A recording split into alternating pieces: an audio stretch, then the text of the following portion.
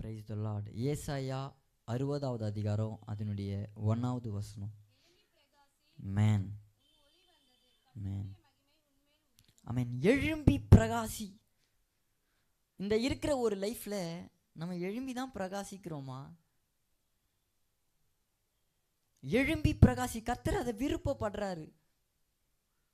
ஒரு தேவ பிள்ளை, ஒரு வேதத்தை எடுக்கிற பிள்ளை ஒரு இடத்துல ஒரு காரணத்தினால முடங்கி இருக்கிறத கர்த்தர் அதை விருப்பப்படவே இல்லை. நான் எழும்பணும்னு விருப்பப்படுறாரு. அவருக்காக எழும்பணும்னு. இன்னைக்கு நம்ம அவருக்காக தான் எழும்பி இருக்கோமா? நம்ம வாழ்க்கை எழும்பி பிரகாசிக்குதா? எலியான்னு ஒரு தேவ மனுஷன் ஒரு இடத்துல போய் அந்த சூறை செடியின் கீழே உட்காரும் போது அங்க வந்து பயப்படாதே, திகையாதே, நான் உன் தேவன் இந்த வார்த்தையெல்லாம் பேசல, தட்டி எழுப்புறாரு. நீ எழுந்து போ, நீ புறப்பட வேண்டிய தூரம் வெகு தூரமா இருக்கு. நீ புறப்பட வேண்டிய தூரம் வெகு தூரம். நீ முடங்கி இருக்க கூடாது. ஒரு தேவ பிள்ளை ஒரு இடத்துல முடங்கி இருக்க கூடாது. இது முடங்குற வயசுதான், ஆனா நீ முடங்க கூடாது. ஒரு சூழ்நிலை வரும்போது முடங்குறது எல்லாருக்கும் வர்றதுதான், ஆனா நான் முடங்க கூடாதுன்றத அவர் விருப்பப்படுறாரு. ஒரு தேவ பிள்ளை முடங்க கூடாது. நான் முடங்குவானா அவருக்காக எழும்பி என்னால ஓட முடியாது. இந்த எலியா ஒரு இடத்துல உட்காரும் போது அவரால் ஓட முடியல. ஒரு இடத்துல உட்கார்றாரு. இனி எந்த சூழ்நிலையில நம்ம உட்கார்ந்துருக்கோம்? நம்ம லைஃப் நமக்கே நல்லா தெரியும். நம்ம அவருக்காக எழும்பி பிரகாசிக்கிறோமா? இல்ல சும்மாதான் நான் வேதத்தை எடுத்துட்டு எங்க அப்பா அம்மா கிறிஸ்டியனு அதனால நானும் சர்ச்சுக்கு போறேன்னு போறோமா? இல்ல என் லைஃப நான் அவருக்காக நான் எழும்பி பிரகாசிக்கணும்னு நான் விருப்பப்படுறேன்னா? இன்னைக்கு கர்த்தர் இந்த வார்த்தையை தான் உங்களோட கூட பேச போறாரு. பர்சனலா நீ எழும்பணும். இன்னைக்கு நிறைய பேர் எப்படி இருக்காங்கன்னா, எனக்காக வேற யாரோ ஜெபிச்சா போதும், நான் ஜெபம் பண்ண மாட்டேன். நீங்க கர்த்தருக்காக எழும்பணும்ன்றத கர்த்தர் விருப்பப்படுறாரு. எத்தனை பேர் தெரியுமா இருக்காங்க? இதெல்லாம் பேசணும்னு நான் வரவே இல்லை. நோட்டே இன்னும் நான் வசனத்துள்ளவே போல. இன்னைக்கு எத்தனையோ பேர் குடிப்பழக்கத்துக்கும் இந்த கஞ்சாவுக்கும் அடிமையாகி இயேசுனா யாருன்னே தெரியாம தூஷிக்கிற எத்தனையோ பேர் இருக்கிறாங்க. நான் எழும்பாததுனால, இன்னைக்கு நீங்க எழும்பாததுனால, எங்கேயோ சென்னையிலேருந்து ஒரு தருண் சாமியில் வந்து ஊழியை செஞ்சுட்டா எல்லாரும் ரட்சிக்கப்படுவாங்களான்னா அப்படி ரட்சிக்கப்பட மாட்டாங்க. என்னால் முடிஞ்ச அளவு தான் நான் சொல்ல முடியும். தினமும் வந்து இந்த தூத்துக்குடியில் என்னால் சொல்லிட்டு போக முடியாதுல்ல. அப்போ இங்கே யாரோ எழும்பணும்ல. இன்னைக்கு நம்ம எழும்புறோமா? பைபிளில் தாவீது அப்படின்னு ஒரு மனுஷன் இருக்கிறாரு. நம்ம எல்லாருக்குமே நல்லாவே தெரியும். 1 சாமுவேல் 17வது அதிகாரத்தில் 45வது வசனம் படிக்கலாமா?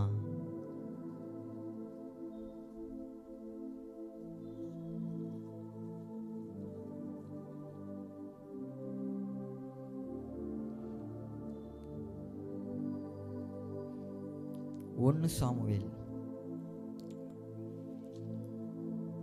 17வது அதிகாரம் அதனுடைய 45வது வசனம். எடுத்தவங்க வாசிக்கலாம். நீங்கள் சீக்கிரமாக படித்தாதான் நானும் சீக்கிரமாக முடிக்க முடியும். ஒருவேளை படிக்க மாட்டீங்க அப்படின்னு சொல்லிட்டீங்கன்னா உங்களுக்கு ஏற்ற மாதிரி நான் இறங்கி பேசிடுவேன். நீங்கள் பைபிள் படிப்பீங்க, கையில் இருக்கு. வச்சுன்னுக்கிறதுலாம் இப்போ மொக்க கத்தி போல வெட்டாது. இது சும்மா வச்சுன்னு இருக்கீங்க போல. இதை ஒருத்த பட்டயத்தை எடுப்பானா சும்மாலாம் அதை வச்சுன்னு வேடிக்கைலாம் காட்டக்கூடாது. உன்னை எத்தனை வெட்டுறவன் கத்தி எடுக்கணும், இல்லைன்னா எடுக்கக்கூடாது. பைபிள் எடுத்தால் நான் படிப்பேன் அப்படின்னா எடுக்கணும், இல்லைன்னா வீட்டில் ஓர வச்சுட்டு தலையில் துண்டை போட்டுன்னு அமைதியாக வந்துடணும்.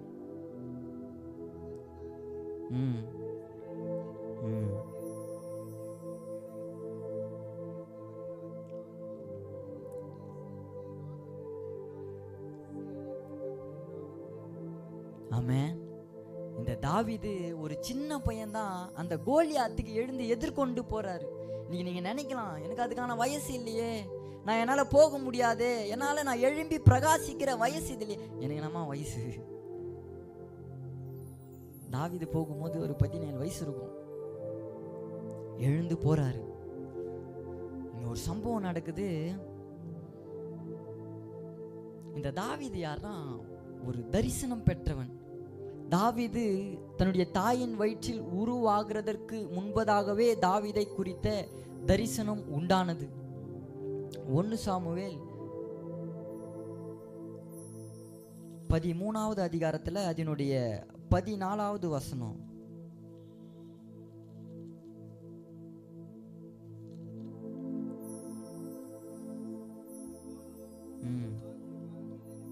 Amen.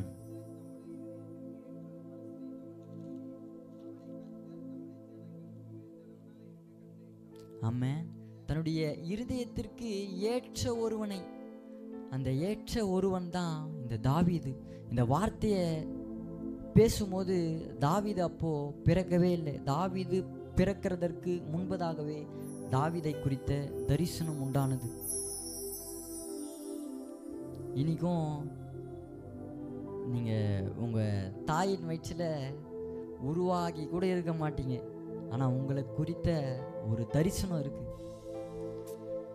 ஏதோ ஒரு தரிசனம். இன்னைக்கு சூழ்நிலை வேணா ஒரு மாதிரி இருக்கலாம். தாவீதுக்கு இருந்த சூழ்நிலை, வீட்டில் யாரும் அவனை மதிக்க மாட்டாங்க,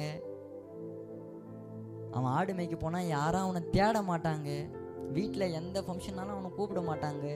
அண்ணன் தம்பியெல்லாம் ஒன்றா உட்காந்து பேசும்போது அந்த இடத்துல தாவீது வந்து அந்த இடத்துலேருந்து எழுந்து போயிடுவாங்களாம்.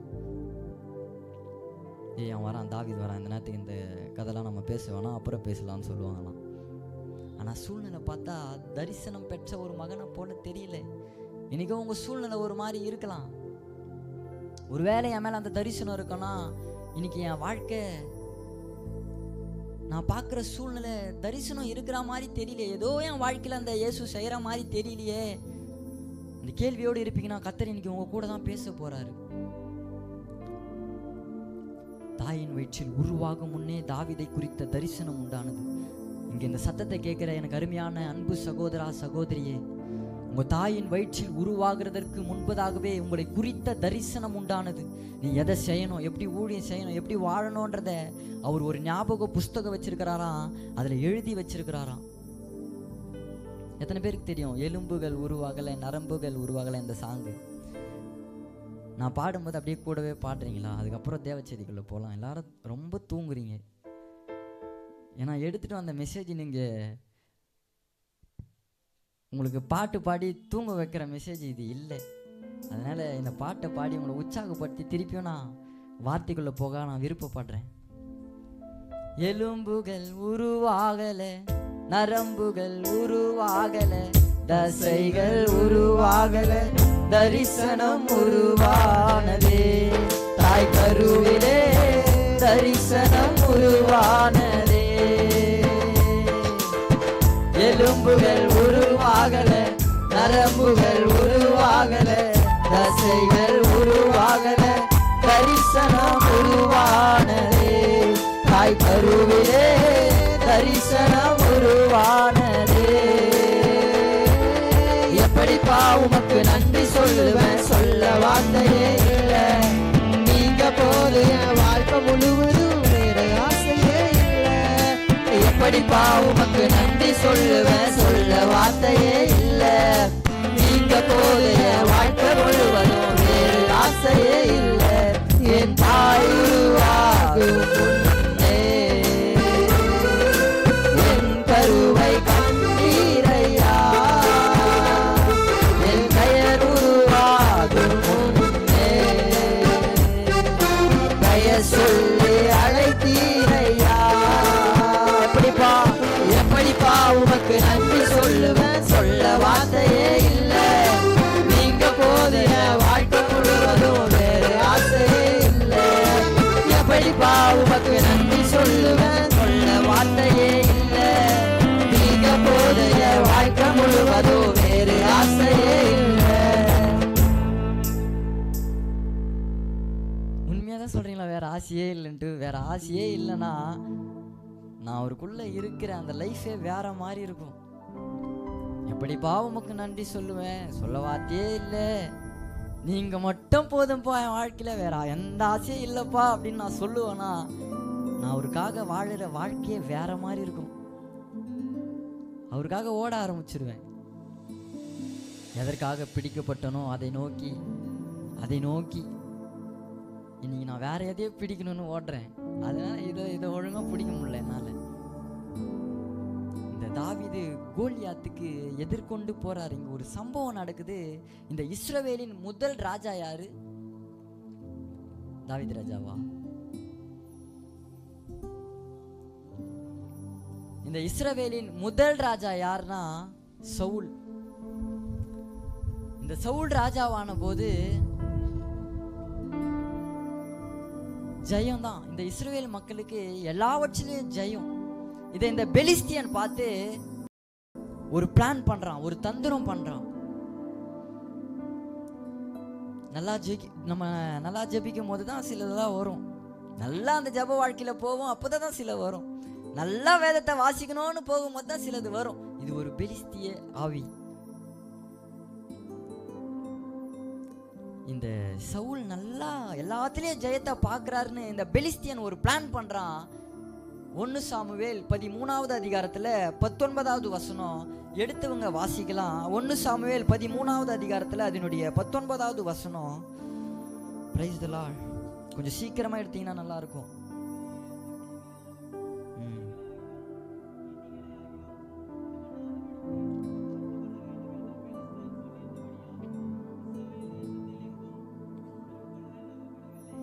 எபிரேயர் பட்டயங்களை ஆகிலும் ஈட்டியாகிலும் உண்டு பண்ணாதபடிக்கு பார்த்து கொள்ள வேண்டும் என்று பெலிஸ்தர் சொல்லியிருந்தபடியால் இஸ்ரவேல் தேசமெங்கும் ஒரு கொல்லன் அகப்படவில்லை. அல்லேலூயா. இருக்கீங்களா? சொல்றது கொஞ்சம் கவனமா கேளுங்களேன். இதை கேட்டா மட்டும்தான் அடுத்த மீட்டிங் யாருன்னா வந்தாங்கன்னா நீங்க இந்த மாதிரி உட்கார மாட்டீங்க. அப்படி உட்கார கூடாதுன்னா இந்த சத்தியத்தை முதல்ல நீங்க கேளுங்க. நான் இது கொடுக்கும்போது இதெல்லாம் முன்னாடியே என்கிட்ட பஸ்ஸில் வரும்போதே இதை தான் பேசணும்னு ஆவியானவர் அப்படியே வெளிப்படுத்தின காரியத்தை தான் இங்கே வந்து நான் எழுதினேன். இதெல்லாம் நம்ம பேசணுமா, இது சரியாக தான் வருமான்ட்டு ஏனும் கிட்ட ஒரு 3-4 தடவை கேட்டேன். எப்படிப்பட்ட பசங்க வருவாங்க, ஏன்னா நான் எப்படி பேசணும்னு தெரியல. அவர் வார்த்தையை கொடுத்துட்டாரு. ஒரு வேலை இதாங்க நான் பேசணுமா வேணாமா. நான் எடுத்துன்னு அந்த மெசேஜ் உங்களுக்கு தான் இப்படி தான் வருவீங்கன்னு அவருக்கு நல்லா தெரியும் போல. எனக்கு தெரியாது, அவருக்கு நல்லா தெரியும் போல. இப்படி தான் வருவாங்க. ஒரு ஆமேன்னு சொல்ல மாட்டாங்க, ஒரு அலேலியா சொல்ல மாட்டாங்க. அவங்களுக்கு ஏற்ற வார்த்தையை தான் நான் வாயில வைக்கிறேன், நீ போய் பேசுன்றதுக்காக இதெல்லாம் நினைவுபடுத்தினார் போல. ஒரு கொள்ளன் அகப்படவில்லை. அவங்கள எதுவும் பண்ணிடாத அந்த இஸ்ரவேல் மக்களை. பட்டயம் இருக்கக்கூடாது, பட்டயத்தை ரெடி பண்ற கொள்ளை இருக்கக்கூடாது, அவங்க கையில பட்டயம் மட்டும் இருக்கக்கூடாது, வசனம் மட்டும் இருக்கக்கூடாது. அவங்கள விடு, வாழ விடு.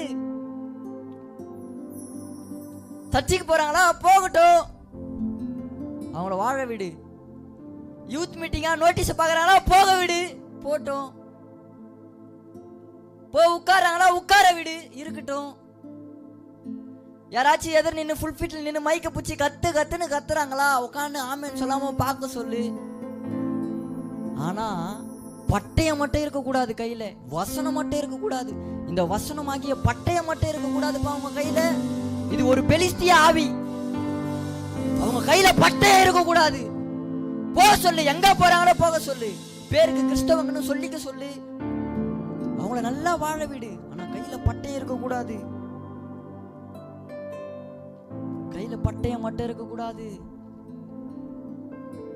ஒருவேளை இருக்கலாம். எப்படி இருக்கலாம்னா, இப்ப வச்சுட்டு இருக்கீங்களே இந்த மாதிரி மொக்க பட்டயமா இருக்கலாம். இந்த பட்டயம் யாருக்கிட்ட இருக்குன்னா கோலியாத்து கிட்ட இருக்கு. அதுதான் தாவீது சொல்றாரு 1 சாமுவேல் 17:45. நீ எப்படி தெரியுமா வர, எடுத்தவங்க வாசிக்கலாம்.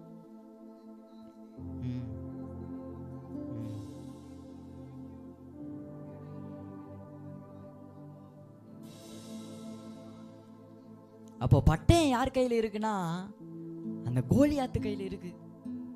எனக்கு யார் எதிரியோ அவன் கையில இருக்கு. இது பிசாசுடைய மிகப்பெரிய ஒரு தந்திரம். பிசாசின் தந்திரங்கள் நாம் அறியாதவைகள் அல்லவே. அது நமக்கே புரியாது சில நேரத்துல.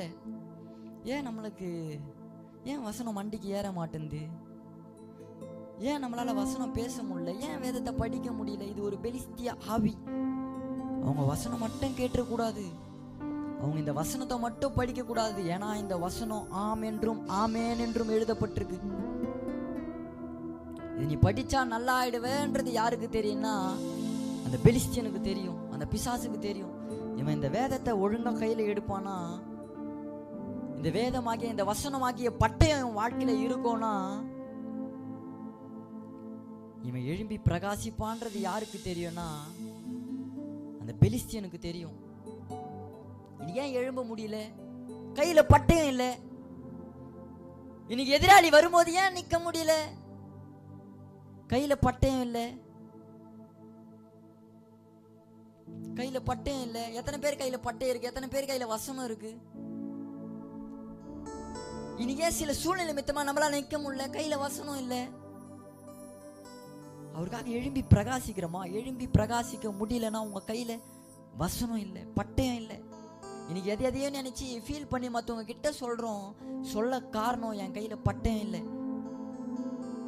என் கையில வசனம் இல்லை. அந்த வசனம் எனக்குள்ள இருக்குன்னா அந்த ஹோலி ஸ்பிரிட்டே பேச ஆரம்பிச்சிடாரு.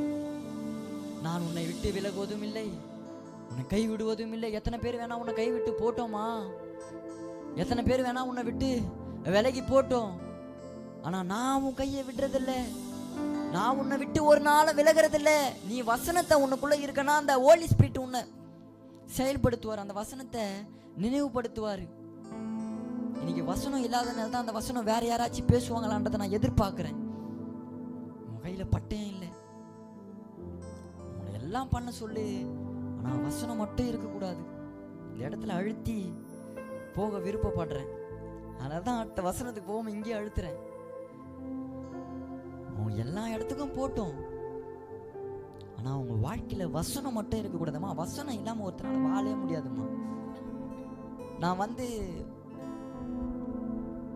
உங்களை எழுப்பி 4 டான்ஸ் ஆட்டு நானும் கூட சேர்ந்து ஆட்டு போறதுக்கு என்னால் முடியும். ஏன்னா வாலிப பசங்க நான் ஜாலியாக இப்படி இருந்துட்டு போவீங்கன்னு முடியும். ஆனால் ஒருத்தருடைய வாழ்க்கையில் எப்போ நான் அவருக்காக எழும்பி பிரகாசிக்க முடியும்னா, என் வாழ்க்கையில் என் பர்சனல் லைஃப்பில் எனக்கு வசனம் ரொம்ப தேவை. இது இல்லாமல் ஆக்குறது ஒரு பெலிஸ்திய ஆவி. இத்தனை நாள் இது உங்களுக்கு தெரியாமல் இருக்கும்னா இன்னைக்கு இது உங்களுக்கு தெரிய வரட்டும். உங்கள் கண்கள் திறக்கப்படட்டும் இயேசுவின் நாமத்தில். இது தெரியாது, சில நேரத்தில் இதுக்கு நமக்கு தெரியவே தெரியாது. இந்த சிம்சோனுக்கு ஆவி இருக்குன்னு நினைச்சிட்டு இருக்கிறாரு. ஆனா எப்போ அவர் எழும்பணும்னு நினைச்சாரோ அப்பதான் தெரியுது கர்த்தருடைய ஆவியானவர் அவரை விட்டு விலகினார். அப்பதான் தெரியுது ஒரு காரியம். நான் எழும்பும் போது தான் எனக்கு தெரியும் என் கூட அவர் இருக்காரா இல்லையா. நான் எழும்ப விருப்பப்படும் போது தான் தெரியும். 1 சாமுவேல் 13வது அதிகாரத்துல 22வது வசனம் படிக்கலாமா?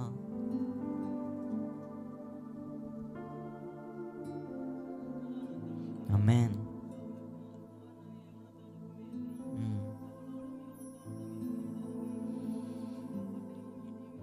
ஆமாங்க, இனி நமக்கு தெரியாதுங்க. இனி நமக்கு தெரியவே தெரியாது. இந்த யுத்த நாள் வரும்போது தான், என் வாழ்க்கையில ஒரு காற்று அடிக்கும் போது தான், என் வாழ்க்கையை திருப்பி போடும் போது தான் எனக்கு தெரியும் என் கையில பட்டயம் இல்லைன்றது. இந்த யுத்த நாள் வந்ததுக்கு அப்புறமா தான் இவங்களுக்கே தெரியுது இவங்க கையில எது இல்லைன்னா பட்டயம் இல்லை. யுத்த நாள் வந்த போது சவுல் கையிலையும் யோனத்தான் கையில மட்டும்தான் பட்டயம் இருக்கான், வேற யார் கையிலையும் பட்டயம் இல்லையா. ஆமென், அல்லேலூயா. வாயை திறக்கலாமா? எத்தனை பேர் விருப்பப்படுறவங்க மட்டும் கை தூக்குங்களேன். நான் ஊருக்காக இருக்கிற அந்த ஒரு வாழ்க்கையை நான் எழும்பி பிரகாசிக்கணும்னு விருப்பப்படுறேன். அரைக்குறையெல்லாம் தூக்கக்கூடாது, கொஞ்சம் தான் எழும்புவேன். மீதி அந்த 38 வருஷம் கூனி மாரி இருக்கணும் அப்படிலாம், அது 18 வருஷம் கூனி மாரி கொஞ்சம் தான், இப்படிலாம் எழும்பிடணும். எத்தனை பேர் விருப்பப்படுறீங்க?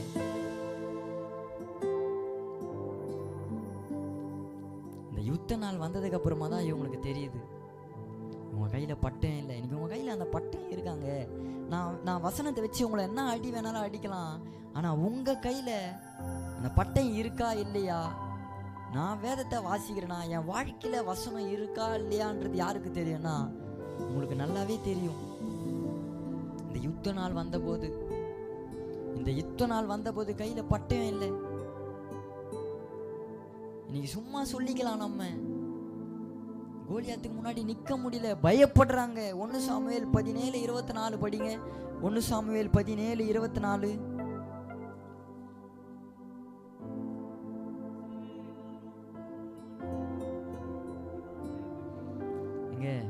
இந்த இஸ்ரவேல் மக்கள் யாருன்னா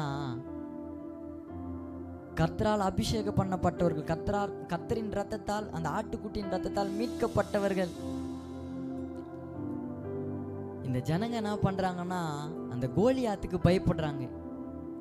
காரணம், இவங்க கையில இருந்த பட்டயம் யார் கையில இருக்குன்னா அந்த கோலியாத்து கையில இருக்கு.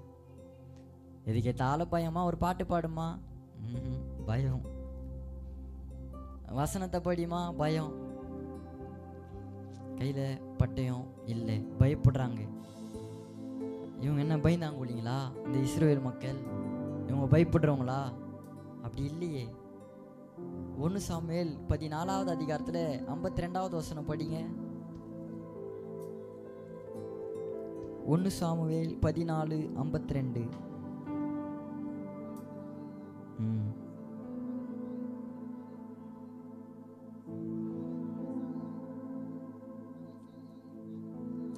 இந்த சவுல் பலசாலிகளாகிலும் பராக்கிரமசாலிகளாகிலும் பார்த்தா தன்னோடு கூட இருக்கும்படி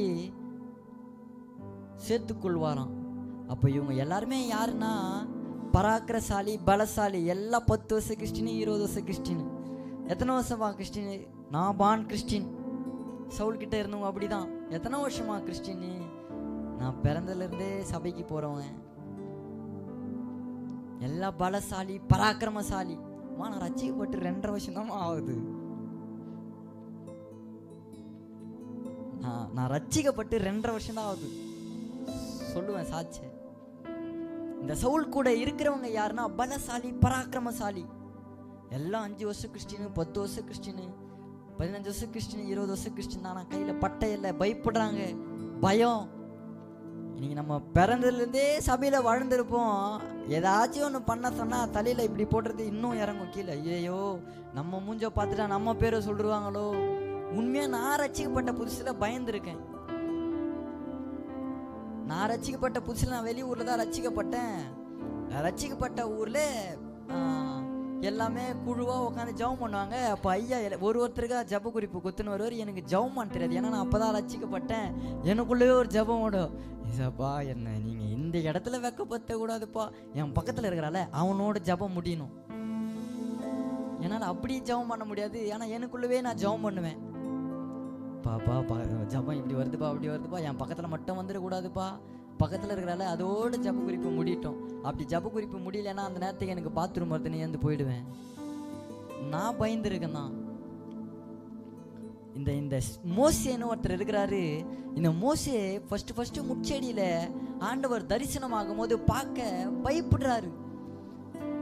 யாத்திராகமும் 3வது அதிகாரத்துல எடுக்க வேணாம், 6வது வசனத்துல முச்செடியில தரிசனம் ஆகிறத பார்த்துட்டு தன் முகத்தை மூடினான்னு இருக்கும். அதே மோசே யாத்திராகமும் 33வது அதிகாரத்துல வரும்போது, ஆண்டவரே உங்க மகிமையை நான் பார்க்கணும்பான்னு கேட்கிறாரு.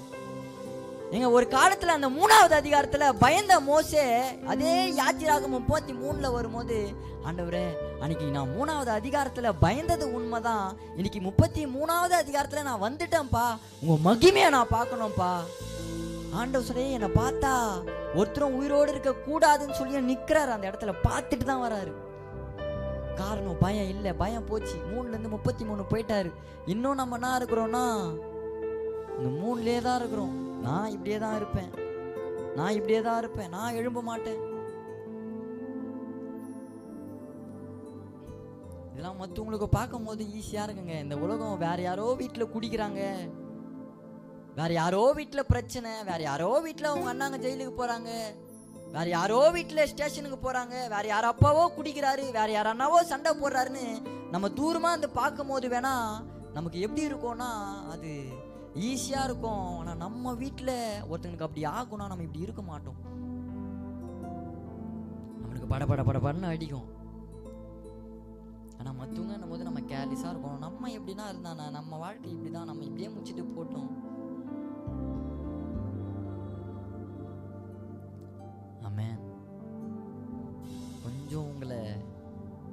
கஷ்டமா நடத்தினாலும், எதுக்காக இப்படி பேசுறேன்னா, ஒருத்தன் எழும்புனா அது போதுமானதா இருக்காது. நம்ம எல்லாருமே அவருக்காக எழும்பணும். நான் இப்படி பேசினா மட்டும்தான் நீங்க எழும்புவீங்க, இல்லைன்னா உங்களால எழும்ப முடியாது.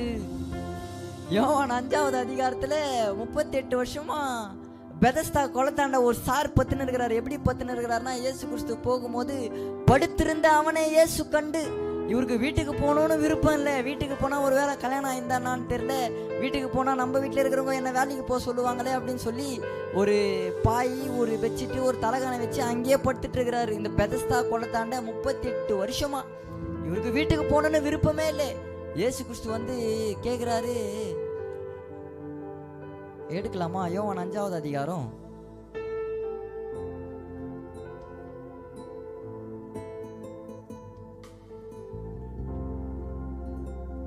ஆமென். யோவான் 5. படுத்திருந்த அவனை இயேசு கண்டு அவன் வெகு காலமாய் வியாதியஸ்தன் என்று அறிந்து அவனை நோக்கி, சொஸ்தமாக வேண்டும் என்று விரும்புகிறாயா? நீ விருப்பப்படுறியாப்பா? ஏன் இப்படி கேட்பாருன்னா, எல்லா இடத்துலயுமே இவர் எப்படி கேட்பாருன்னா, நீ விசுவாசிக்கிறியா? விசுவாசித்தால் தேவனுடைய மகிமையை காண்பாய், விசுவாசிக்கிறவனுக்கு எல்லாம் கூடும். இந்த விசுவாசத்தை டிக்ளேர் பண்ணவர் இங்க எப்படி கேட்கிறாருன்னா, ஏய் சொஸ்தமாகணும்னு ஃபர்ஸ்ட் உனக்கு விருப்பம் இருக்கா? உனக்கு விருப்பமே இல்லை, உனக்கு இந்த லைஃப் ஸ்டைல் உனக்கு பிடிச்சிருக்கு. இந்த பெதஸ்தா குளத்தாண்ட 38 வருஷமா ஒரு நாளைக்கு கொஞ்சம் கொஞ்சம் போயிருந்தா கூட பெதஸ்தா குளத்துல இவர் போய் விழுந்திருக்கலாம். நீ விருப்பப்படுறியா? உனக்கு விருப்பம் இருக்கா? முதல்ல உனக்கு இந்த லைஃப் ஸ்டைல் பிடிச்சிருக்கு, அவருக்காக எழும்பணும்னு நீ விருப்பப்படுறியா? நான் இருக்கிற லைஃப் ஸ்டைல் எனக்கு பிடிச்சிருக்கு, இந்த பாய், இந்த தலகாணி, இந்த பெதஸ்தா குளம் அழகா பார்த்துக்கின்னு நான் இங்கேயே படுப்பேன், இது எனக்கு பிடிச்சிருக்கு. அந்த லைஃப் ஸ்டைல் அவருக்கு பிடிச்சிருக்கு. இன்னைக்கு நம்ம ஏன் எழும்பலன்னா, நம்ம இருக்கிற இந்த லைஃப் ஸ்டைல் நமக்கு பிடிச்சிருக்கு, அதனால தான் நம்ம அவருக்காக எழும்ப மாட்டோம். அதனால தான் கேட்குறாரு, நீ விரும்புறியான்னு கேட்டால் அவர் கொடுக்குற ஸ்டேட்மெண்ட் பாருங்க, அப்படியே தொடர்ந்து படிக்கலாம். அதற்கு வியாதியஸ்தன், ஆண்டவரே தண்ணீர் கலக்கப்படும் போது, உன்னை என்ன கேட்டாருன்னா விருப்பப்படுறியான் தான் கேட்டாரு. விருப்பப்படுறேன் இல்லை சொல்லு, இந்த சாக்கு போக்கெல்லாம் சொல்லக்கூடாது. ஏமா சர்ச்சைக்கு போல? இல்லை, இன்னைக்குன்னு பார்த்து தான் எங்கள் அம்மா தண்ணி மொண்டுன்னு வர சொல்லி அனுப்புனாங்க.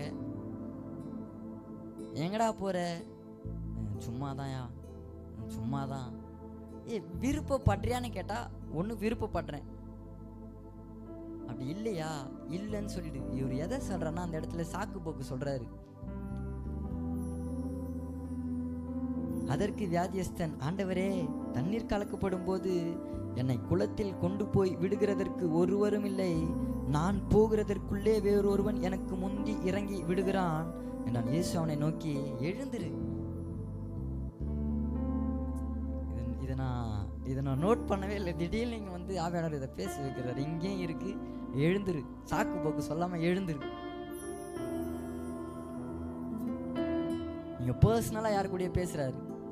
அன்னைக்கு ஜெபிக்கும் போது யார் யாரை கூப்பிட்டு போறாருன்னா, பேதுரு, யோவான், யாக்கோபு 3 பேரையும் கூப்பிட்டு போறாரு.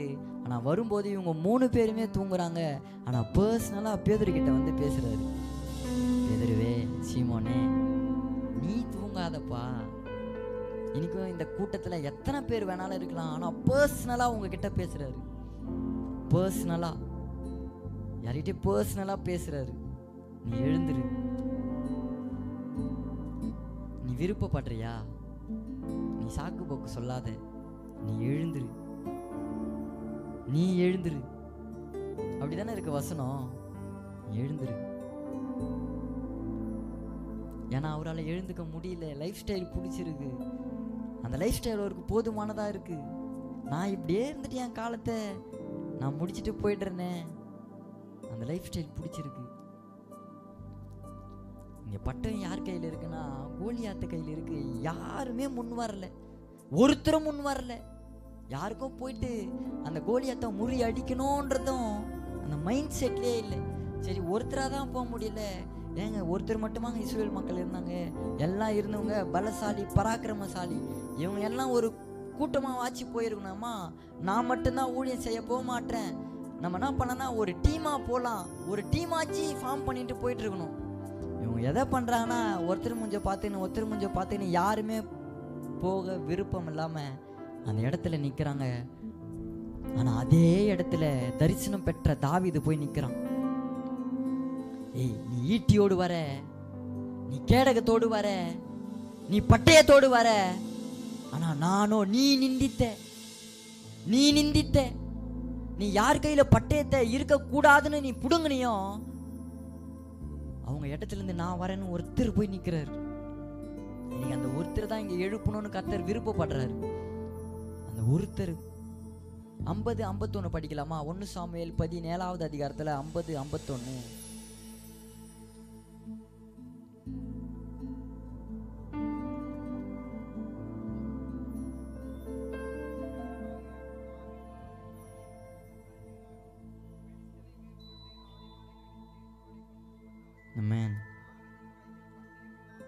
தாவீது கையில் பட்டயம் இருந்தது.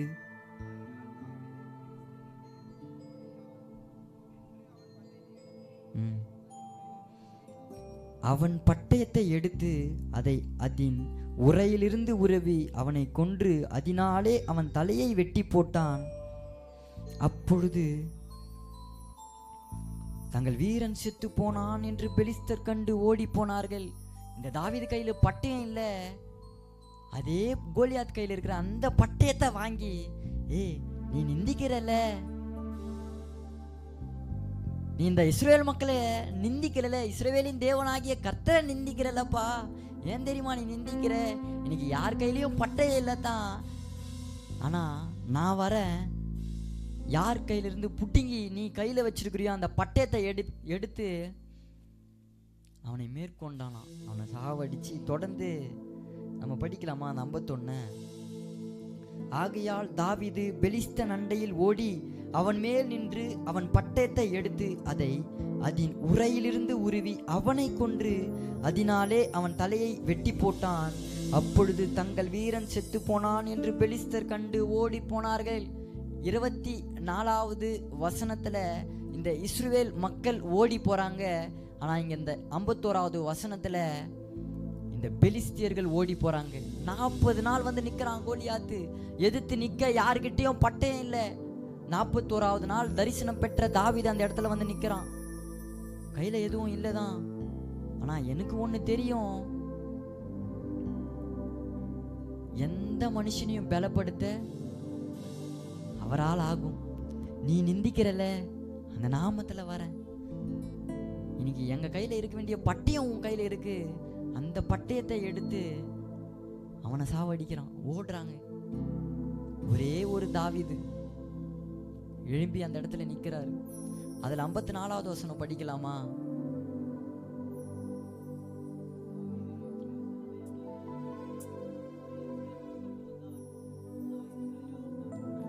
ஆமென். அவன் ஆயுதங்களையோ தன் கூடாரத்தில் வைத்தான்.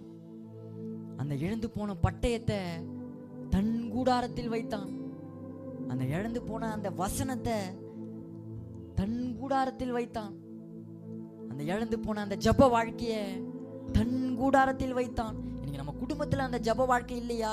தாவீதே நீ எழும்பு தாவீதே. இன்னைக்கு உங்க குடும்பத்துல யாரும் வேதத்தை வாசிக்கலையா? தாவீதே நீ எழும்பு தாவீதே. தன் கூடாரத்திலே வைத்தான். அந்த பட்டயத்தை எடுத்து தன்னுடைய கூடாரத்துல வைக்க யாருமே இல்லதான். அந்த இடத்துல தாவீது போய் நிக்கிறாரு. அவர் எழும்புறாரு. இன்னைக்கு நம்ம ஊர் ரட்சிக்கப்படணும்னா நான் எழும்ப வேண்டியது ரொம்ப அவசியமா இருக்கு. இன்னைக்கு என் தேசம் ரட்சிக்கப்படணும்னா நான் ஒரு தாவீதா நான் எழும்ப வேண்டியது ரொம்ப அவசியமா இருக்கு. என் நாமம் தரிக்கப்பட்ட என் ஜனங்கள், நாமத்தை கொடுத்திருக்கிறாரு.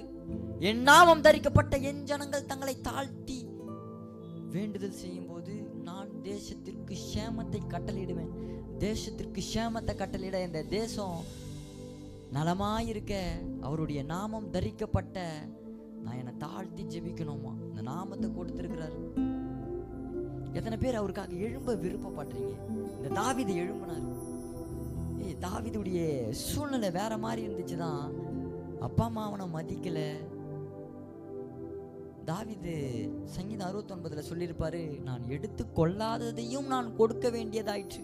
நான் அந்த ஆட்டெல்லாம் நான் திருடவே மாட்டேன்ப்பா, நான் எடுக்கவே மாட்டேன். ஆனால் என் கூட ஆடு மேய்க்கிறவங்களாம் எப்படி சொல்கிறாங்கன்னா, இந்த ஆடு எந்த தான் சொல்கிறாங்க, ஆனால் நான் அதெல்லாம் எடுக்கவே மாட்டேன், ஆனால் நான் கொடுக்குறேன்னு சொல்கிறாரு. சங்கீதம் 69 நான் எடுத்து கொள்ளாததையும் நான் கொடுக்க வேண்டியதாயிற்று.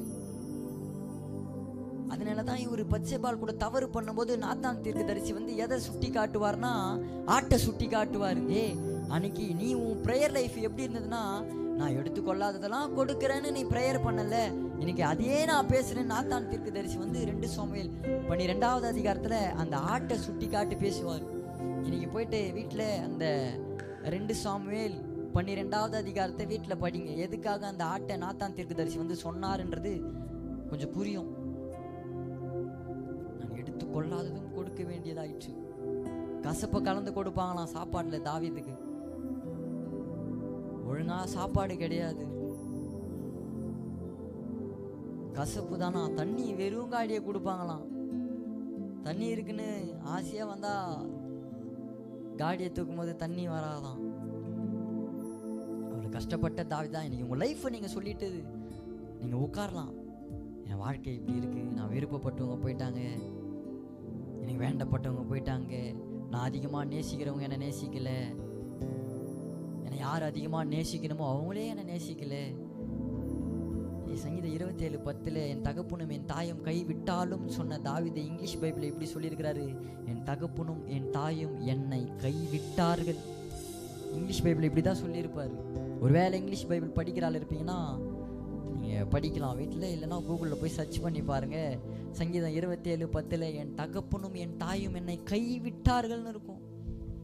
அப்படி கைவிட்ட தாவீது அவருக்காக வந்து நிற்கிறாரு. யாரும் நிற்காம இருக்கலாம், இந்த இடத்துல நான் நிற்க வேண்டியது அவசியமா இருக்கு.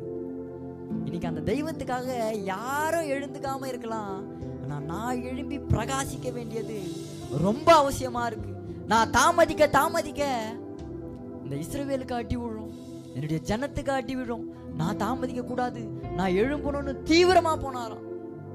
தீவிரமா நான் தாமதிக்க இஸ்ரவேல் மக்களுக்கு அடி விடும். நான் கால தாமத பண்ண என் குடும்பத்துக்கு பிரச்சனை வரும். நான் காலம் தாமத பண்ண நான் இருக்கிற ஊருக்கு பிரச்சனை வரும். நான் காலம் தாமதம் பண்ணக்கூடாது. அந்த இடத்துல தாவீது புரிஞ்சுன்னு வந்து நிக்கிறாரு. இந்த வசனத்தை எப்படி திருப்பணுன்றதுக்காக நான் இந்த காரியத்தை பேசினேன். அடுத்த ஒரு காரியம், உறவுல சில ஒரு வசனம் 2 வசனத்தை மட்டும்தான் நான் பேசல, நான் நோட்டு மூடிட்டேன். ஏன்னா ஒரு சிலர் தண்ணி கேன் பார்க்குற மாதிரி இப்படி வாட்சை பார்க்குறதா எனக்கு தெரியுது. கரெக்டான நேரத்துக்கு நான் முடிக்க விருப்பப்படுறேன். எத்தனை பேருக்குங்க என் சாட்சி தெரியும்? என் சாட்சி தெரியும், என்னுடைய லைஃப் ஸ்டைல் தெரியும். எத்தனை பேருக்கு தெரியும்? தெரிஞ்சவங்க தாராளமாக கையை தூக்கலாம். இங்கே எதுவும் பண்ண பாரு, கையில் எதுவும் வச்சுன்னு இல்லை. அன்னைக்கு இயேசு கிறிஸ்து மீட்டிங்க்கு போகும்போது அந்த சின்ன பையன் அந்த 5 அப்பம் 2 மீனை எடுத்துன்னு வந்தான். தெரியாமல் இது மாதிரி தான் கையை தூக்க சொல்லியிருப்பாரு போல இயேசு கிறிஸ்து. தெரியாமல் கையை தூக்கும் போது அந்த 5 அப்பம் 2 மீனை பார்த்துட்டு இருப்பான் அந்திரையா, அதனால வந்து பிடிக்கிட்டாங்க. நம்ம கையில் அப்படி எதுவும் இல்லை. அவனாச்சு மற்றவங்களுக்கு பிரயோஜனமாக இருக்கணுன்றதுக்காக அந்த 5 அப்பம் 2 மீன், நம்ம கையில் எதுவும் இல்லை, நம்ம எதுவும் எடுத்துன்னு வரல. இந்த கையினால துணிகரமாக பாவத்தை செய்கிறோமே தவிர இதில் நம்ம மற்றவங்களுக்கு பிரயோஜனமாக ஒன்றும் இதில் கையில் கிடையவே கிடையாது. எத்தனை பேருக்கு என் சாட்சி தெரியும்ன்றவங்க மட்டும் கை தூக்குங்களேன்.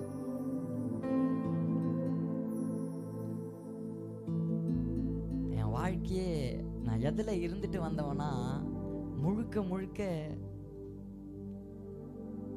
எனக்கு குடி இருந்தால் மட்டும்தான் என் வாழ்க்கை, கஞ்சா இருந்தால் மட்டும்தான் என் வாழ்க்கையை பயணிப்பேன்னு அதிலே இருந்தவன். அதுதான், அது இல்லாமல் ஒரு வாழ்க்கை என்னால் வாழ முடியாது அப்படின்னு சொன்ன நாட்கள்லாம் இருக்கு. இங்கே ரோட்டில் பிச்சை எடுப்பாங்கல்ல, நாங்கள் வழிப்பறிக்கு போகும்போதெல்லாம் யாருமே எங்கள் கண்ணுக்கு மாட்டலன்னா இந்த கோவில் அந்த பிச்சைக்காரங்களாம் அந்த இடத்துல தானே படுத்து தூங்குவாங்க. அவங்கள போய் எழுப்பி அவங்க கிட்ட இருக்கிறத அடிச்சு பிடிங்கலாம் குச்சிருக்கிறேன். பிச்சைக்காரவங்க கிட்ட. அதை நான் இப்படி மாற்றி சொல்கிறேன், பிச்சை எடுக்கிறவங்க கிட்டே பிச்சை எடுத்தேன்னு சொல்லணும். அவங்க ஏதோ ₹1 ₹2 போடுவாங்கன்னு பிச்சை எடுத்துட்டு அந்த இடத்துல இருக்கும்போது எனக்கு காசே இல்லைன்னு நான் அந்த இடத்துல போயிட்டு அந்த பிச்சைக்காரங்க கிட்ட அடிச்சு போட்டுங்கின நாட்கள்லாம் இருக்கு. ஒரு வழிப்பறிக்கு போகும்போது ஒரு இந்திக்காரன்ட்ட சைக்கிள் வச்சுன்னு ஃபோன் பேசின்னு வராரு.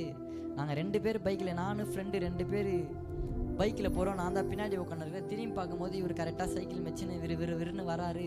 சரி முன்னே போய் நிறுத்துன்னு பின்னாடி இருந்து எகிரி குச்சிட்டேன். நான் எகிரி குதிக்கிறத பார்த்துட்டு சைக்கிள் அப்படியே யூட்டேன்னு பின்னாடியே ஓடி சைக்கிளை பிடிச்சேன். இவருக்கு ஃபோன் ஏதோ முக்கியமான நம்பர்லாம் இருக்கும் போல்.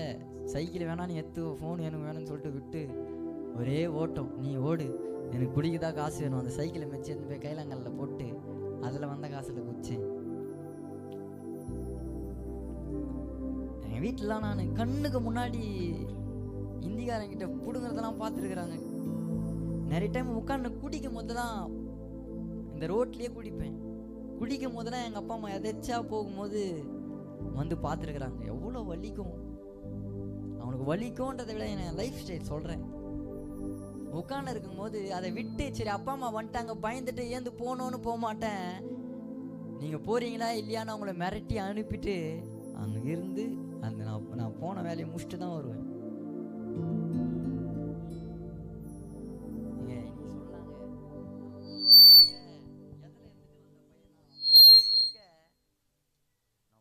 விக்கிரகாராதனிலே இருந்துட்டு வந்த பையன். நான் 6 வருஷம் மாலை போட்டிருக்கேன். அப்படி சந்தேகமா இருக்குன்னா உனக்கு இன்ஸ்டாகிராமில் கூட நான் கன்னியாகுமரி குதிரையில் மாலை போட்டு உட்காந்து இருப்பேன். அந்த ஃபோட்டோ இன்னும் கூட வீட்டில் இருக்கு.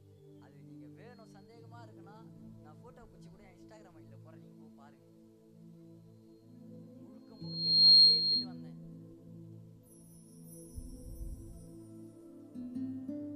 இன்னைக்கு அவருக்காக நிற்கிறேன். எத்தனையோ பேர் என்னால் ரட்சிக்கப்பட்டிருக்கிறாங்க. என்னால் தாராளமாக சொல்ல முடியும். எத்தனையோ பேர் கவுன்சிலிங் கொடுத்துருக்குறேன். எத்தனையோ பேர் பின்மாற்றத்தில் இருந்தவங்க அந்த இயேசு பக்கமாக போயிருக்கிறாங்க. சைக்கோங்க, நான் போதை ஆயிட்டா பைத்தியம் மாதிரி பண்ணுவேன். நான் பண்ணுறது எனக்கே தெரியாமல் பண்ணுவேன். வயிற்றுலாமே அறுத்து வச்சுன்னு இருப்பேன். இப்போ என் வயிற்றுல அந்த காயெல்லாம் இருக்கும். வயிற்றுலாமே அறுத்துப்பேன். போதை ஆயிட்டா நான் பண்ணுறோம் ஏது பண்ண ஒன்றும் தெரியாது. அந்த கொஞ்ச நேரம் லூஸ் ஆகிடுவேன்.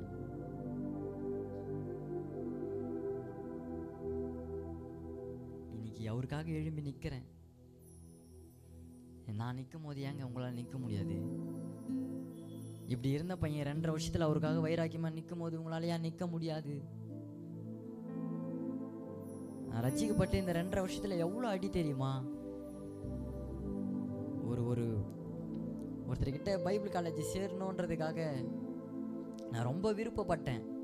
சரி நம்ம போயிட்டோம், மற்றவங்க பேசும்போது வசனம் நமக்கு புரியணுமே, அதை நம்ம கற்றுக்கணுமேன்றதுக்காக பைபிள் காலேஜ் சேரணுன்றதுக்காக ஒரு ஐயா கிட்ட போய் கேட்குறேன். எந்த ஐயான்னு நான் சொல்லலை. ஒரு ஐயா கிட்ட போய் கேட்கும்போது, சரிப்பா நான் உன்னை சேர்த்து விடுறேன்ப்பா, காசுலாம் எடுத்துன்னு வாப்பானே. சரி நானும் எடுத்துன்னு போயிட்டு ஒரு இடத்துல போச்சுன்னு ஒரு 3 மாதம் போயிருப்பேன். அங்கே ஒன்றும் சொல்லித்தர மாதிரி தெரியல. நான் வந்து, ஐயா நீங்கள் எங்கேயா படிச்சிங்க அப்படின்னு கேட்டேன். அவர் சிரிச்சினே சொன்னார், நான் வேறு இடத்துல படித்தேன்டா. அப்புறம் ஏன்யா என்னை அங்கே சேர்த்து விட்டீங்க? அமைதியாக இருந்தார். ஏன்டா கேட்குற? இல்லையா அங்கே எதுவுமே சொல்லித்தர மாட்டாங்க, அங்கே ஒன்றும் புரியலையா அப்படின்னு மாதிரி சொல்கிறாரு. ஆமாடா அங்கே எதுவுமே சொல்லித்தர மாட்டாங்க அப்படின்னு சொல்லிட்டு அந்த ஐயா சிரிக்கிறாரு. நான் பிறந்ததுலேருந்தே கிறிஸ்டின் தான், எனக்கு எதுவும் தெரியாது. அப்போ தான் திடீர்னு நான் சர்ச்சுக்கு போகணுன்னு விருப்பப்பட்டு வந்ததுக்கப்புறமா நான் பைபிள் படிக்கணும், நான் வசனத்தை நிறைய கற்றுக்கணும்னு நானே விருப்பப்பட்டு கேட்டு போகும்போது அந்த ஐயா என் வாழ்க்கையில் இப்படிப்பட்ட ஒரு காரியத்தை செய்கிறாருன்னா எப்படி இருக்கும்? அந்த இடத்துல ஒரு மாதிரி ஆகிட்டேன். வீட்டில் போயிட்டு நைட்டு 10ன்னு அழுதுட்டேன். எங்கள் அம்மா அப்பா பக்கத்தில் தான் படுப்பேன். அப்போ காலையில் எழுந்து கேட்குறாங்க, ஏன்டா நைட்டு அழுதியே ஏன் அப்படின்னு கேட்கும்போது, அப்போ இந்த காரியத்தை சொல்லும் போது அவங்ககிட்டயே சொல்லிட்டு அழுகுறேன். அவங்க பார்க்குறாங்க, டே எத்தனை நாள் தெரியுமாடா உனக்காக நாங்கள் அழுதுருக்குறோம், நீ மாறணும்னு எத்தனை நாள் அழுதுருக்குறோம் தெரியுமா? உன் வாழ்க்கை இப்படியே போயிடுமா எத்தனை நாள் தெரியுமாடா அழுதுருக்குறோம். நீ யாருக்காகடா அழுவுற? எதுக்காகடா அழுவுற? நான் அழுகணும்னு ஒன்றுமே இல்லை, ஆனால் அழுகுறேன். அவங்க அதை பார்க்குறாங்க, அந்த மாற்றத்தை. அவருக்காக எவ்வளோ வழி தெரியுமா? நீங்கள் சர்ச்சில்லாம் நான் பாட்டு பாடலான்ட்டு ஓடுவேன். காணிக்கை பாட்டு யாராச்சும் பாடுங்கன்னு சொன்னால் காணிக்கை பாட்டு பாடணுன்றதுக்காக ஓடுவேன். ஓடும்போது ஐயா இந்த மைக் வச்சுன்னு இருப்பார், இப்படி வரல. அதில் இன்னைக்கு காணிக்கை பாட்டு வந்து வேற யாருன்னா பாடணுன்னு பேரை சொல்லுவார். நான் ஓடுறத பார்த்துட்டு வேற யார் பேருனா சொல்லுவார். எப்படி இருக்கும்? எனக்குள்ளவே முடிவு பண்ணேன், நான் எழும்பணும்ப்பா, என்னை எழுப்புங்கப்பா. இந்த இருக்கிற சூழ்நிலையை பார்த்து நான் சோர்ந்து போய் உட்காரலாம், ஆனால் நான் சோர்ந்து போய் உட்கார வேண்டிய நேரம் இது இல்லை. என்ன மாதிரி எத்தனையோ பசங்க இருக்கிறாங்கப்பா, இன்னைக்கு இவங்களுக்கெல்லாம் அது தெரியாது. ஏன்னா அவங்க எப்படி எந்த இடத்துல இருந்து வந்தாங்கன்றது தெரியாது. ஆனால் நான் எழும்பணும்ப்பா. தாவீது அந்த தாழ்மையை, அந்த இருந்த இடத்த நினைச்சு பார்த்தாரு. என்னை யாரும் மதிக்கல, என்ன அவரு பார்த்தாரு. யாரும் பார்க்காத என்ன, என் சொந்த பந்தம் பார்க்காத என்ன, என் அப்பா அம்மாவே பார்க்காத என்ன அவரு பார்த்தாரு. அதை பார்த்ததுனால அவருக்காக நிற்கிறாரு. எத்தனை பேர் நீங்க இந்த சத்தியத்தை கேட்டு எழும்ப போறீங்கன்னு தெரியல. பகிரங்கமா பேச வேண்டிய வார்த்தையே உங்ககிட்ட நான் தண்ணி தெச்சு எழுப்பின்னு இருக்கிறேன். மா ஏந்துக்குமா, வா ஏந்துக்குப்பான்னு இந்த வார்த்தையை பகிரங்கமாக தான் பேசியிருக்கணும். ஆனால் நான் இதை எப்படி பேசுறேன்னா உங்ககிட்ட நான் தாழ்மையாக கேட்குறேம்மா. அவருடைய ராஜ்யம் கட்டப்பட இது ஒருத்தராக கட்டணா முடியாது. நம்ம எழுந்துக்க வேண்டியது அவசியமா இருக்குமா? இருக்கிற ஒரு லைஃப் தான். நான் இதை எப்படி வாழ்ந்துட்டு போறேன்? யாருக்கு பிரயோஜனமா வாழ்ந்துட்டு போறேன்? நான் யாருக்காச்சும் பிரயோஜனமா வாழல. ஒரு பர்பஸ்ஃபுல் லைஃபா இருக்கணும் இது. நான் யாருக்கு தான் பிரயோஜனமா வாழறேன் இந்த வாழ்க்கையை? நான் பிரயோஜனமுள்ள வாழ்க்கையை தான் வாழறேனா? இன்னமும் நான் அவருக்காக எழும்பாம நான் இருக்கிற சூழ்நிலையை பார்த்து பார்த்து பார்த்து என்னை விட்டு போனவங்கள நினைச்சு, என்னை ஒதுக்குனவங்கள நினைச்சு, என் சூழ்நிலையை பார்த்து நான் திருப்பி திருப்பி திருப்பி நான் இப்படியே தான் இருப்பேன்னா அது நல்லா இருக்காதுமா அந்த வாழ்க்கை. அவருக்காக எழுப்பி நின்று தான் பாருங்களேன். நின்னதுனால சொல்றேன், இன்னமும் நிற்பேன், இன்னமும் பார்ப்பீங்க. நான் ரட்சிக்கப்பட்டு 2.5 வருஷம் தான் ஆகுது. எத்தனையோ பேரை இயேசு பக்கமா திருப்பி விட்டுருக்கிறேன், கணக்கே இல்லை. ஏன்னா அது எண்ண முடியாது, எனக்கு நல்லா தெரியும். இது வரைக்கும் நான் திருப்பி விட்டது என்னால் எண்ண முடியாது. எத்தனையோ பேரை திருப்பி விட்டுருக்கிறேன்.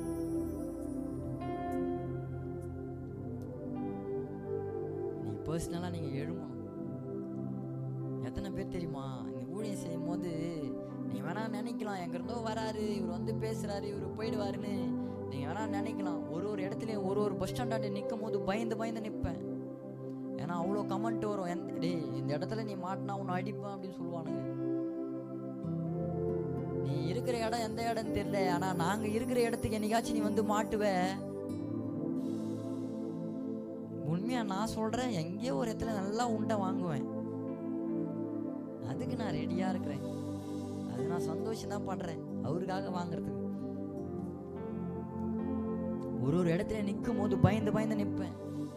நம்ம எப்படி வைராக்கியமாக நிற்கிறோமோ மற்றவங்களும் ஏதோ ஒரு காரியத்தினால மற்ற இடத்துல வைராக்கியமாக இருப்பாங்க. அவங்களாம் நம்மளை அடிக்கணும்னு கூட இருப்பாங்க. ஒரு இடத்துல நிற்கும் போது பயந்து நிற்பேன். ஆனால் ஒரு நாள் என்னை யாருன்னா அப்படி திட்டுற மாதிரி இருந்தால் அப்பயே ஒரு வீடியோ அப்பயே போடுவேன். நான் பண்ணுற வேலையை நான் பண்ணிட்டு தான் இருப்பேன். நான் அவருக்காக நின்றுட்டு தான் இருப்பேன். என்னை உட்கார வைக்கணும்னு நினச்சா நான்லாம் உட்கார மாட்டேன். நான் இப்படி தான் இருப்பேன். ஏதோ இன்ஸ்டாகிராமில் பார்த்துட்டு நான் அப்படின்னு ஏதோ ஒரு ஃபோட்டோ எடுக்கலான்னு வந்தால் கூட பக்குன்னும். ஐயோ ஒருவேளை அடிக்க நம்மளை பார்த்துட்டு வராங்களா, இல்லை திருன்னு ஒரு சிலர்லாம் பார்க்கும் போது அவர் கூட ஃபோட்டோ எடுக்கணும்பா, அவர்கிட்ட பேசணும்பா அப்படின்னு ஒரு 4 பேர் பேசுவாங்கன்னா இங்கே எனக்கு உள்ள ஆட்டோ பொம்மை திசுல கொளுத்தி விட்டா மாதிரி இருக்கும், எப்போ வெடிக்கும் தெரியலையே. இங்க பயம் இருக்கும், பயந்தும் செய்யறேன். உண்மையா பயப்பட மாட்டேன், தைரியசாலின்னு சொல்ல வரல, பயப்படுவேன். பயந்தும் அவருக்காக நிக்கிறேன், அடி வாங்கவும் ரெடியா இருக்கிறேன். எப்படிங்க நம்ம எழுப்பி நிக்கிறோம்? அப்போஸ்தலர் 5:41 படிக்கலாமா?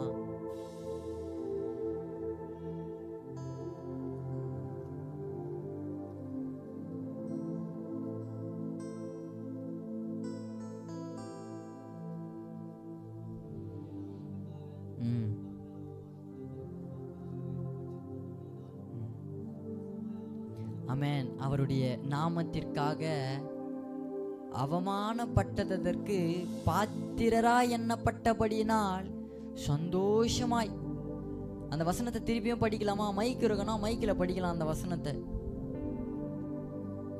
அவருடைய நாமத்துக்காக தாங்கள் அவமானம் அடைவதற்கு பாத்திரராக எண்ணப்பட்டபடியினால் சந்தோஷமாய் ஆலோசனை. நான் சொல்லட்டுமாங்க, அவருக்காக கத்தி கத்தி பேசுறதுனால யாரு வேணா என்ன அந்த அவமானமா பார்க்கட்டும், இழிவா பார்க்கட்டும், ஏளனமா பார்க்கட்டும், ஆனால் அதில் எனக்கு ரொம்ப சந்தோஷம். நான் ஒரு இடத்துல போயிட்டு இந்த எப்படிப்பா உமக்கு நன்றி சொல்லுவோம், சொல்ல வார்த்தையே இல்லை. ஆரோன் பாலா ஐயா சர்ச்சில் போன வருஷம் ஜனவரி மாதம் என்னை இன்வைட் பண்ணுறாரு. கோடம்பாக்கத்தில் தான் ஒரு சர்ச் இருக்குது சென்னையில். ஒரு சர்ச்சுக்கு போயிட்டு நான் சாட்சி சொல்கிறேன். அப்போ பின்னாடி இருந்து 2 பேர் கமெண்ட் அடித்தாங்க. நான் வரும்போது வருத்தமாக அந்த ஐயா கிட்ட சொல்லிட்டு அந்த ஐயா, அந்த 2 பேர் என்ன நான் மைக்கில் பேசினே இருக்கும்போது ரொம்ப கிண்டல் பண்ணாங்கய்யா, எனக்கு மனசு ரொம்ப கஷ்டமாக இருக்கேன்னு சொல்லிட்டு என் கூட அன்றைக்கி தம்பி வந்துருக்குறான். அன்றைக்கி என் கூட யாருமே இல்லை. நான் மீட்டிங் முடிச்சுட்டு ட்ரெயினில் போகும்போது அழுதுனே போகிறேன். நான் ஏசப்பா உங்களுக்காக தான் வந்தேன், இந்த மாதிரி அமைதியாக உட்காந்துருந்தா கூட பரவாயில்ல, அவங்க ரசிக்கப்பட வேணாம், அமைதியாக உட்காந்துருந்தா பரவாயில்ல, நான் பேசும்போது கூட கூட கமெண்ட் அடிக்கிறாங்களாப்பா, என்னால் பேச முடியலையாப்பா. இந்த வார்த்தையை சொல்லி ட்ரெயினில் அழுதுனே வந்துட்டேன். அந்த ஐயா கிட்டேயும் ஆளை சொல்லிட்டேன், இன்னைக்கு ஆரோன் பால் ஐயா ஸ்டேட்டஸ் போடுறத எல்லாமே பார்த்தா என்னை கிண்டல் பண்ண அந்த 2 பேர் கூட இருக்கிறாங்க. இப்போது போன வாரத்தில் ஆரோன் பால் ஐயா ஒரு யூத் மீட்டிங்காக இன்வைட் பண்ணியிருந்தேன். ஐயா நாங்கள் ஐயா என்னை 2 பேர் கிண்டல் பண்ணாங்களே, அவங்க கூடவே ஸ்டேட்டஸ் போடுறீங்கன்னா, உன்னை ஒரு நாள் கிண்டல் பண்ணாங்களாடா, இன்னைக்கு அவங்க ரட்சிக்கப்பட்டு என் கூட ஊழியத்தில் அவங்க தானே எனக்கு சப்போர்ட்டாக இருக்கிறாங்களே. அன்னைக்கு வருத்தமாக இருந்தது தான், ரொம்ப கஷ்டமாக இருந்தது தான். ஆனால் அவருக்காக செஞ்சுட்டு வந்தேன், இன்னைக்கு ரட்சிக்கப்பட்டாங்க. அதனால அவமானப்படுறது, அசிங்கப்படுறதுலாம் ஏதாவது புதுசு இல்லை, நிறைய பட்டிருக்கிறேன். எங்கள் அப்பாலாம் நான் ரட்சிக்கப்படுறத பார்த்துட்டு ரட்சிக்கப்பட்டாரு. இப்படிப்பட்ட பையனை ஒருத்தரால் மாற்ற முடியுமா? பைபிள் எங்கள் தங்கச்சி எடுத்துன்னு வந்து வீட்டில் வச்சதுன்னா பைபிளை தூக்கி அடிப்பார். என் கண்ணு முன்னாடி பார்த்துருக்குறேன். ஏன்னா நாங்கள் வேறு இதில் இருந்தவங்க பைபிளை தூக்கி அடிப்பார், கண்ணு முன்னாடி பார்த்துருக்குறேன். நானும் எங்கள் அப்பா ஒன்றா தான் நானும் எடுத்தோம். இப்படிப்பட்ட ஒரு பையனை மாற்ற முடியும்னா யாரு? நானும் எடுத்து 1 மாசத்துல அந்த கைப்பிரதி கொடுக்க போறாரு. கொடுக்க போகும்போது அப்படியே எங்கள் அப்பா மூஞ்சில காரி துப்பி இருக்கிறாங்க. தொச்சிக்கின்னு வீட்டுக்கு வந்துருக்கிறாரு. வந்து சொல்கிறாரு, கைப்பிரதி கொடுக்க போகும்போது ரயில்வே ஸ்டேஷனாண்ட கொடுக்கலான்னு ஒருத்தங்கிட்ட போகும்போது மூஞ்சில் அப்படியே துப்பிட்டான்டா. ஆனால் அந்த இடத்துல நான் உன்னை தான் நினச்சி பார்த்தேன், உன்னை மாற்றினார்ல அந்த தெய்வத்துக்காக, இதெல்லாம் ஒன்றுமே இல்லைடா. ஏன்னா எங்கள் அப்பா மூஞ்சில் நிறைய பேர் துப்பி இருக்கிறாங்க என்னால். ஒரு இடத்துல சண்டை போட்டேன்னா கூப்பிட்டுன்னு போயிட்டு எங்கள் அப்பா என் கண்ணு முன்னாடியே காலில் விழுவார். கண்ணு முன்னாடியே நான் அவனுக்கு பதில் நான் காலில் விழுறேன், ஒரு தடவை என் பையனை விட்டுருங்களேன். சும்மா என்னை பற்றி சொல்லணும்னா நிறைய சொல்லலாம். என் பைத்தியங்க நானே சொல்கிறேன். நான் பைத்தியமாக இருந்ததுனால தான் அவருக்கு ஏதோ ஒரு பார்வையில் நான் எப்படி இருந்தேன்னு தெரில. அவர் எங்கள் ஊரில் இன்றைக்கும் எத்தனையோ பசங்க ஒரு மாதிரி இருக்கிறாங்க. ஆனால் என்ன பார்த்தாரு அவர். இன்னைக்கு அவருக்காக நிற்கிறேன். என்னால் நிற்க முடியும்னா உங்களால் நிற்க முடியும். ரட்சிக்கப்பட்டு 2.5 வருஷத்தால் ஒரு பையனால் நிற்க முடியும்னா 2.5 வருஷம்தான் ஆகுது. இன்னும் 3 வருஷம் கூட ஒழுங்காக ஆகலை. செப்டம்பர் மாதம் வந்தால் தான் 3 வருஷம் ஆக போகுது. ஆகஸ்ட் மாதம் சர்ச்சுக்கு போக ஆரம்பித்தேன். செப்டம்பர் மாதம் ஒரே மாதத்தில் ஞானஸ்நானம் எடுத்தேன். 3 வருஷம் ஆக போகுது. இந்த 2 வருஷத்தில் 3 வருஷத்தில் ஒருத்தனால அவருக்காக எழும்பி நிற்க முடியும்னா, இன்னைக்கு இந்த சத்தத்தை கேட்குற அது யாராக இருந்தாலும் சரி, உங்களால் எழும்பி அவருக்காக நிற்க முடியும். உங்களால் எழும்பி நிற்க முடியும். இன்னைக்கு அதை நீங்கள் தான் முடிவு பண்ணணும். நான் எழும்பணுமா, நான் எழும்பக்கூடாதா, இல்லை என் வாழ்க்கை இப்படியே தான் இருக்கணுமா? இன்னைக்கு இதை நீங்கள் தான் முடிவு பண்ணணும். இந்த இஸ்ரவேல் மக்கள் எடுத்துருந்து இந்த ஏலியின் காலத்தில் உடன்படிக்கை பெட்டி பிரிக்கப்படுது. அது அந்த மகிமையே போகுது.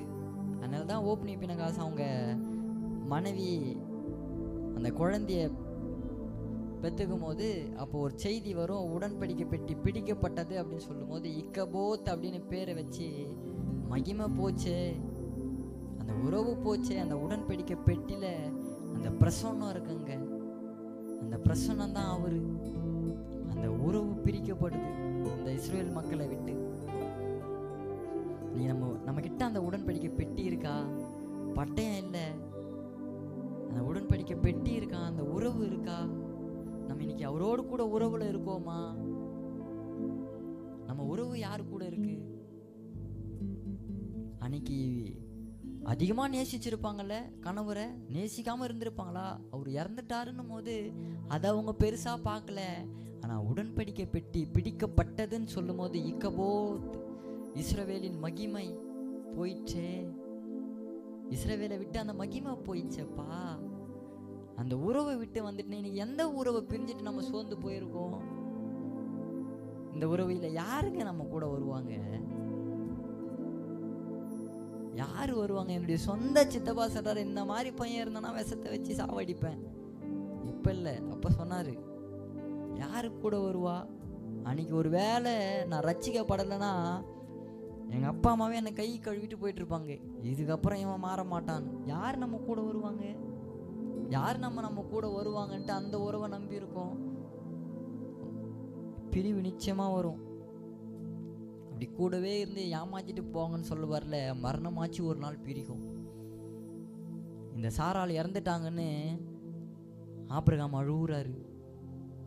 மரணமாச்சு ஒரு நாள் பிரிக்கும். இன்னைக்கு நம்ம எந்த உறவுக்காக அழுதுட்டு ஒரு இடத்துல இருக்கோம்? அந்த உறவு இன்னைக்கு வரணுங்க.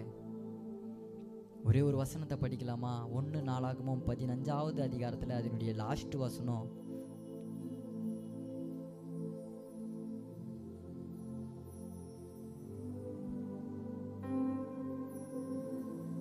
கர்த்தருடைய உடன்படிக்கை பெட்டி தாவீதின் நகரம் மட்டும் வந்தபோது சவுலின் குமார்த்தியாகிய மீகாள் பலகனி வழியாய் பார்த்து தாவீது ராஜா ஆடிப்பாடி பெட்டி, உடன்படிக்கை பெட்டி எங்க வந்துச்சான்? தாவீதின் நகரம் மட்டும். எங்கேயோ இருந்த அந்த பெட்டி, அந்த உறவு இப்ப எங்க வருதுன்னா தாவீது கிட்ட வருது. அந்த தாவீதின் நகரத்துல வருது. அந்த பெட்டிக்காக யாருமே எழும்பல. நான் தாவீது எழும்புறாரு. எங்க சவுல் ராஜாவா இல்லையா? இருந்தார் தான். அவரு எழும்பல. அந்த இடத்துல தாவீது எழும்புறாரு. எழும்பி அந்த பெட்டியை திருப்பியுமா கொண்டு வராரு. அவருடைய நகரத்துல கொண்டு வந்து வைக்கிறாரு. அந்த இழந்து போன உறவை அவர் எழும்புறாரு. பட்டயத்தை எடுக்க அவர் எழும்புனாரு. அந்த இழந்து போன அந்த உடன்படிக்கை பெட்டி, அந்த இழந்து போன அந்த உறவை, ஆதியில கொண்டிருந்த அன்பை விட்டாய் என்று உன் பேரில் எனக்கு ஒரு குறை உண்டு. அந்த விட்ட அன்பை, அந்த உறவை தாவீது எழும்பி திருப்பியுமா கொண்டு வந்து தன்னுடைய நகரத்தில். அங்க யாருமே அந்த உறவுல இல்லை. அந்த இஸ்ரவேல் மக்கள் யாருமே இல்லை. இனிக்கும் இந்த சத்தத்தை யார் வேணா கேட்கலாம். எல்லாருமே அவர் கூட உறவுல இருக்கிறோமான்னு கேட்டா ஒரு கேள்விக்குறிதான். சவுல் எப்படின்னா இஸ்ரவேலின் ராஜா, என்ன ராஜாவா மாத்தினாரு, என்ன ஏதோ சர்ச்சை கூப்பிட்டாங்க, ஏதோ வந்தேன். உறவுல இருக்கிறோமா? உறவுலாம் இல்லை. கூப்பிட்டியா வருவேன். உறவுல இரு பட்டயத்திலாம் சொன்னியானா இதெல்லாம் ரொம்ப தப்புப்பா தம்பி. நீ அங்கிருந்து சென்னையிலேருந்து வந்து எங்களுக்கு எதனா ஐஸ்கிரீமு, எதனா ஸ்வீட்டு, கேக்கு எதனா கொடுத்துட்டு போவ. நாங்கள் ஆமேன் அலிலியா சொல்லி கை தட்டலான்னு பார்த்தா நீ எங்களை உட்கார வச்சு அடியாடா அடிக்கிற. இதுதாங்கல்ல உங்களை எழுப்பக்கூடிய வார்த்தை. இதுதான், வேற எதை சொன்னாலும் எழும்ப மாட்டீங்க. இதை கேட்டும் எழும்ப மாட்டீங்கன்னா நான் சொல்றேன், அதுக்கப்புறம் உங்களால எழும்ப முடியாது. ஆனால் இயேசு கிறிஸ்து வந்து பேசினதுக்கு அப்புறமா இயேசு கிறிஸ்துக்கு நல்லா தெரியும், அந்த அவன் எழுந்துக்க மாட்டான்றது நல்லா தெரியும். அதனால தான் வாயில சொல்லலாம் வைக்கல, விருப்பப்படுறியா இதெல்லாம் சொல்லலாம் வைக்கல. எப்பா நான் உங்ககிட்ட பேசிக்கினே இருந்தா இங்கே ஒரு வாரம் மீட்டிங் போட்டு நான் பேசிக்கினே இருப்பேன், நீ கட்சியரை ஏந்துக்கவே மாட்டேன். விருப்பப்படுறியான்னு கேட்டால் நீ வேற எதுனா சொல்லுவேன், தண்ணியில் இறக்கி உள்ள, இங்கே இறக்கி உள்ள, அங்கே இறக்கி உள்ள, டேங்க் மேலே ஏற்றலன்னு சொல்லுவேன். நானும் பேசி, ஏன்னா இப்படிலாம் இருக்கிறாங்க இன்ஸ்டாகிராமில், ஒன்றும் பேசினா திருப்பி வேற எதனா. நான் பேச நீ எழுந்துக்க மாட்டேன், நீ எழுந்துரு, உன் படிக்க எடுன்னு சொன்னார். நம்ம எழுந்துக்க மாட்டோன்றது அவருக்கு நல்லா தெரியும். நீங்க எத்தனை பேர் எழும்ப விருப்பப்படுறீங்க? ஒரே ஒரு காரியம்தான், இந்த மார்க் 10:50 இந்த பர்தேமேயு குருடன் இருக்கிறாரு, அவர் எழுந்து வேணா அந்த மேல் வஸ்திரத்தை எரிந்து போட்டிருக்கலாம். அவர் என்ன பண்றாருன்னா, அவருக்கு நல்லா தெரியும் அந்த மேல் வஸ்திரம் இருக்கிற வரைக்கும் என்னால் எழும்ப முடியாதுன்றது நல்லா தெரியும். இன்னைக்கு உங்களால் எழும்ப முடியல, அதுக்கு காரணம் எதுனா உங்கள் மேலே இருக்கிற அந்த மேல் வஸ்திரம். மார்க் 10:50 அவன் மேல் வஸ்திரத்தை எரிந்து விட்டு எழுந்து இயேசுவின் இடத்தில் போனான். ஏங்க எழுந்து கூட அந்த மேல் வஸ்திரத்தை தூக்கி போட்டிருக்கலாமாங்க? உட்காந்து மேல் வஸ்திரத்தை கழட்டுறதை விட எழுந்து கழட்டினா கொஞ்சம் அது சீக்கிரமாகவே கழட்ட முடியும். உட்காந்து கழட்டணும்னு அவசியமே இல்லையே, எழுந்து கூட கழட்டி போட்டிருக்கலாமே. இதை படிக்கும் போது எனக்கு கொஞ்சம் புதுசாகவே இருந்தது. எழுந்து கழட்டிருக்கணும், இவன் உட்காந்து கழட்டினா. அப்போது இப்போ உட்காந்து இருக்கீங்களே, அந்த மேல் வஸ்திரத்தை நீங்கள் கழட்டி அதை எரிஞ்சால் மட்டும்தான் உங்களால் எழுந்துக்க முடியும். உங்களுக்கு நல்லா தெரியும் எது அந்த மேல் வஸ்திரம். இதுதான்ப்பா என்ன எழுந்துக்க விடாமல், உங்ககிட்ட அந்த பட்டயத்தை திருப்ப விடாமல், அந்த உறவில் வர விடாமல் பண்ணுறது இந்த மேல் வஸ்திரம் தான்ப்பா. இது இருக்கிறதுனால தான் என்னால் எழும்ப முடியல. இன்னைக்கு எந்த காரியம் உங்களை அப்படியே நீங்களே ஒப்பு கொடுக்குறீங்களா? கடைசியாக உங்களுக்காக நான் ஜெபம் பண்ண விருப்பப்படுறேன். ஆண்டவரே, என் வாழ்க்கையில் என்னால் ஏன் தெரியுமா எழும்ப முடியல? இந்த மேல் வஸ்திரம்ப்பா. அது எந்த காரியமாக வேணாலும் இருக்கலாம். அந்த மேல் வஸ்திரம் எதுன்றது உங்களுக்கு நல்லாவே தெரியும். இந்த மேல் வஸ்திரம் இருக்கிறதுனால தான்ப்பா என்னால் எழுந்துக்க முடியல. அன்னைக்கு அதை தூக்கி போட்டு அவர் எழுந்தார். இன்னைக்கு எத்தனை பேர் அதை தூக்கி போட விருப்பப்படுறீங்க? எத்தனை பேர் எழும்பி பிரகாசிக்கணும்னு விருப்பப்படுறீங்க? அன்னைக்கு அந்த மேல் வஸ்திரத்தை அந்த பர்தேமேயு குருடன் தூக்கி போட்டதுனால அவர் எழுந்தாரு. அவர் எழுந்ததுனால அவருடைய கண்கள் திறக்கப்பட்டது. அவர் இதுவரைக்கும் பார்த்திடாத ஒரு உலகத்தை பார்த்தார். இது வரைக்கும் நீங்க பார்க்கறது ஒரு உலகம் இல்லை, இதுக்கப்புறம் நீங்க பார்க்க போறது தான் ஒரு உலகம். இது வரைக்கும் நீங்க பார்த்த லைஃப்ல இருண்ட வாழ்க்கையாவே இருந்திருக்கலாம், ஒரு இருண்டு போன வாழ்க்கையில நீங்க வாழ்ந்திருக்கலாம், ஒரு வெளிச்சத்தை பார்க்காம இருந்திருக்கலாம். இன்னைக்கு நீங்க வேற லைஃபை பார்க்கணும் இன்னிலிருந்து.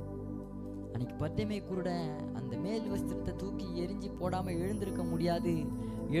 அவனுடைய கண்கள் திறக்கப்பட்டிருக்காது. அவன் கண்கள் திறக்கப்படாம இந்த வெளிச்சமான இந்த உலகத்தை அவனால பார்த்திருக்க முடியாது.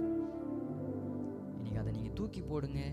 தூக்கி போடுவீங்கன்னா நீங்க எழும்புவீங்கன்னா இன்னைக்கு அநேகருடைய கண்கள் திறக்கப்படும். அப்படி திறக்கப்படுவீங்கன்னா இது வரைக்கும் பார்த்த அந்த இருண்டு போன வாழ்க்கைய இனிமே பார்க்க மாட்டீங்க. இன்னைக்கு அநேகருக்கு இந்த வாழ்க்கையில இன்னைக்கு இந்த நைட்ல